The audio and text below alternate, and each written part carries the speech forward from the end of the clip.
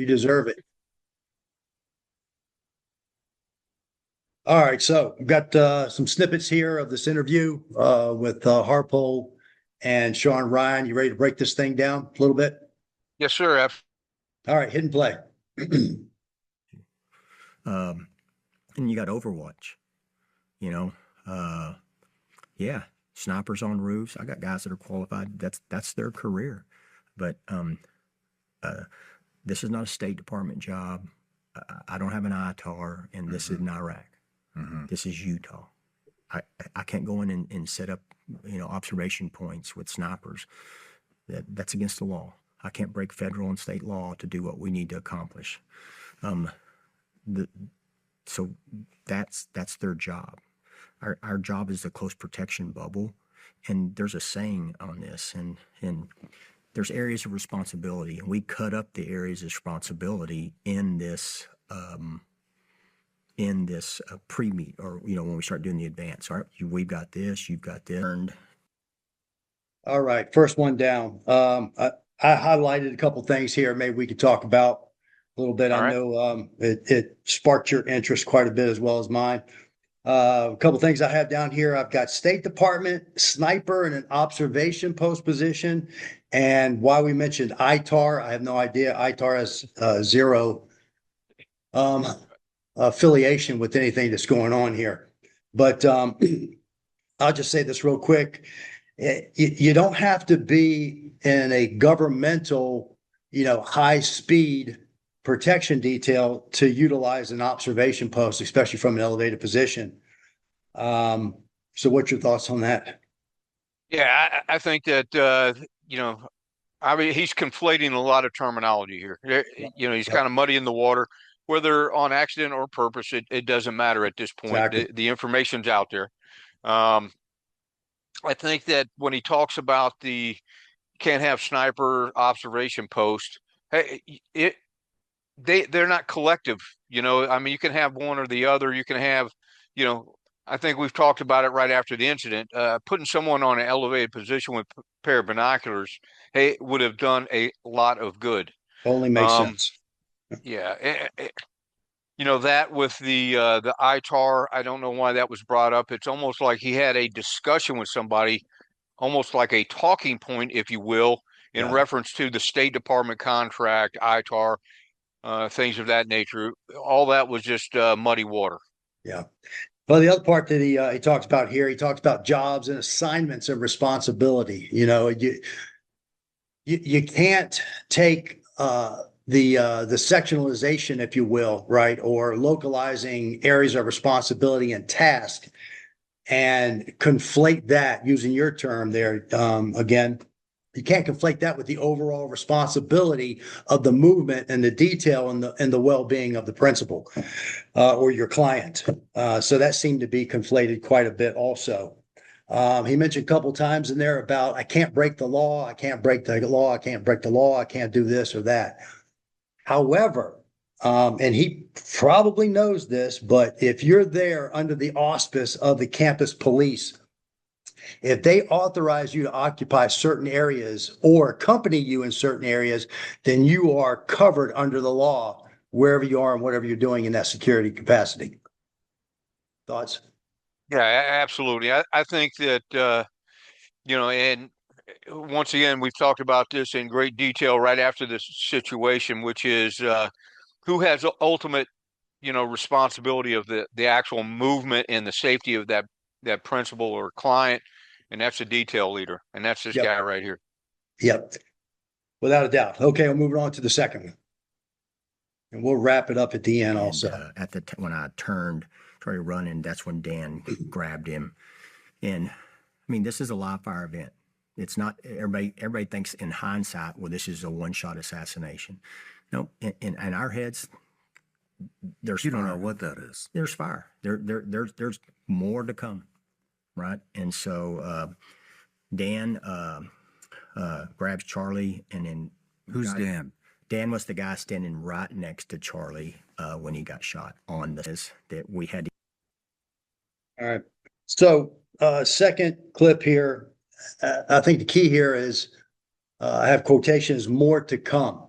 And we watched several versions after this had happened of how, after the impact had occurred, the collapse around the principal. And we all know that if you are, I say we all know, but in the field and in the industry, that if you do this professionally, that you have to have some type of response element if you do in fact believe that that's the beginning of an attack. We didn't see that in any of the videos. Every single person that was in that bubble, as he quotes, turned their back to whatever the danger area was, collapsed on the principal. The only time, if you remember in one of the videos, the only time you saw one person that actually had their weapon out and was paying attention to secondary threat was the one police officer that was in the rear behind the stage. Yeah, that's I could concur with that. Yeah, he had more of a protective posture in this video with that air rifle he just showed us than they did the day of the event. The it was almost looking at the actual attack video.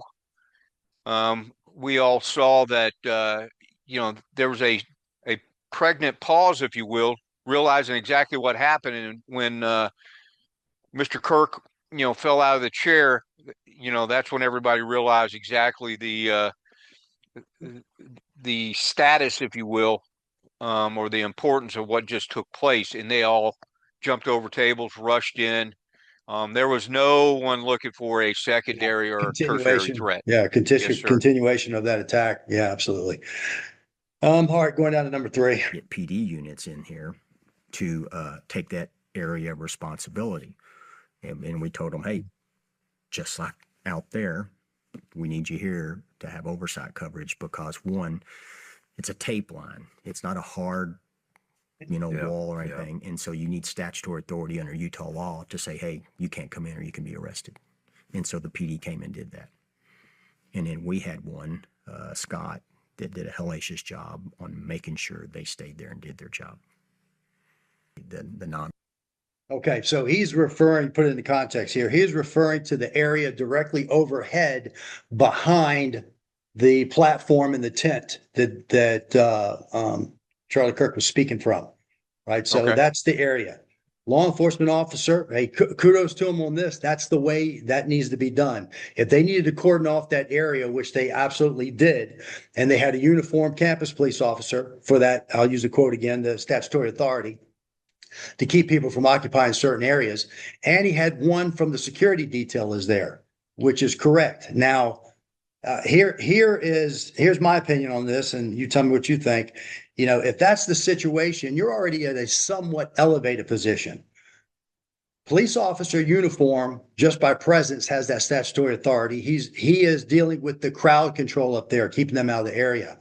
If you want oversight or overwatch, better term on this, then that's what your guy is there for. He has a position of advantage over top where your principal is looking at the crowd below.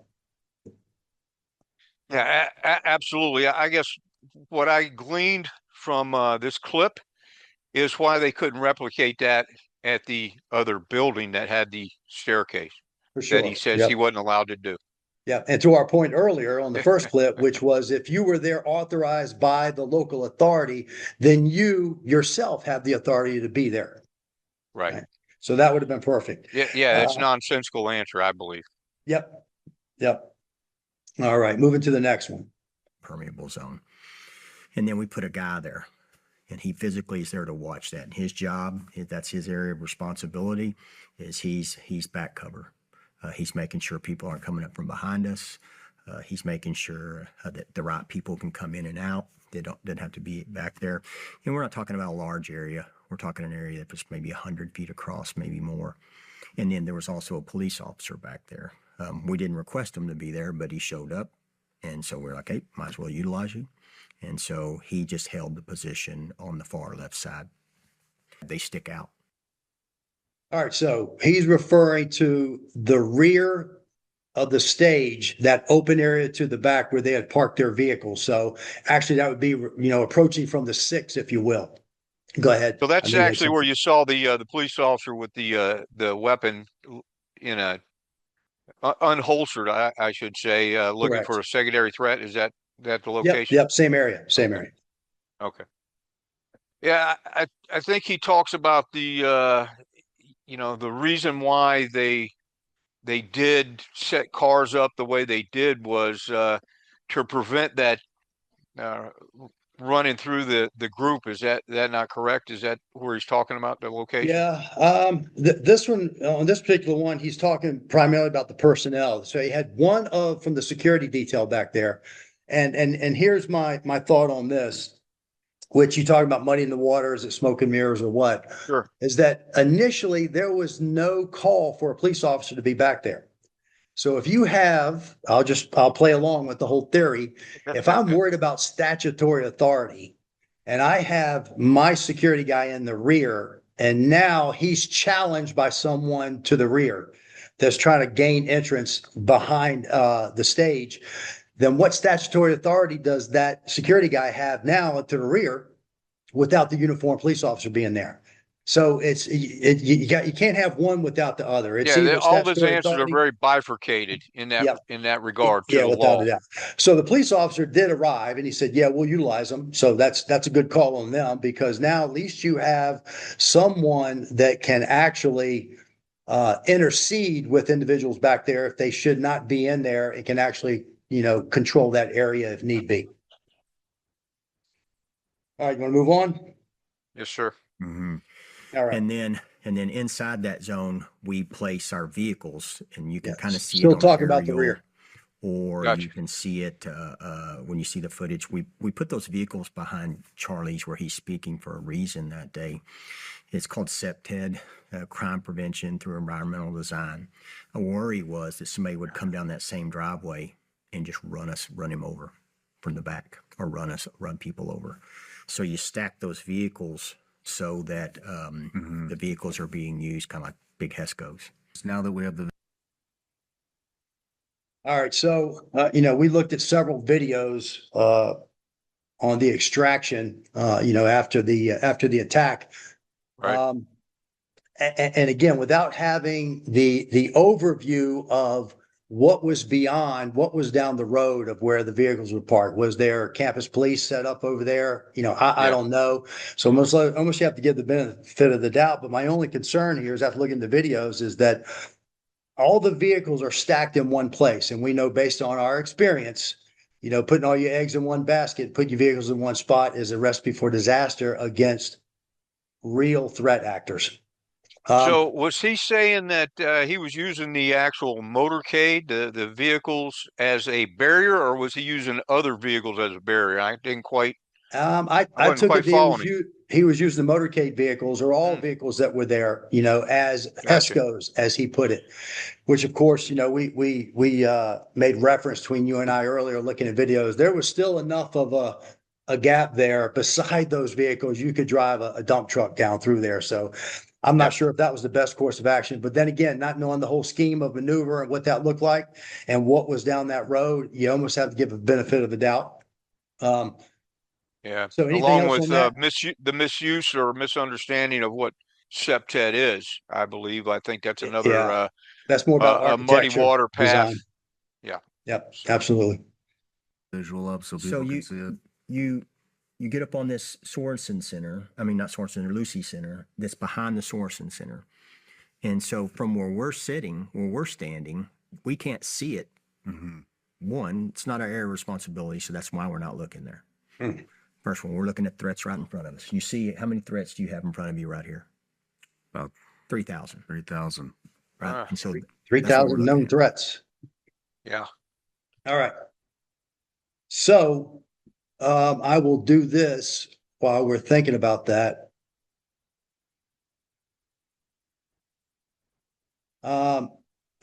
So looking at that picture, I mean, we both cringed when you sit there and said, we're not looking at that because that is not our area of responsibility. This is without, being a master of the obvious, that's a poor mindset. Absolutely. All the way around, whether there was attack, there was not attack, whether this is the 1099th move without an incident, that is still not the way to conduct protective operations. He mentioned two things, and we talked about it briefly before. He mentioned concentric rings.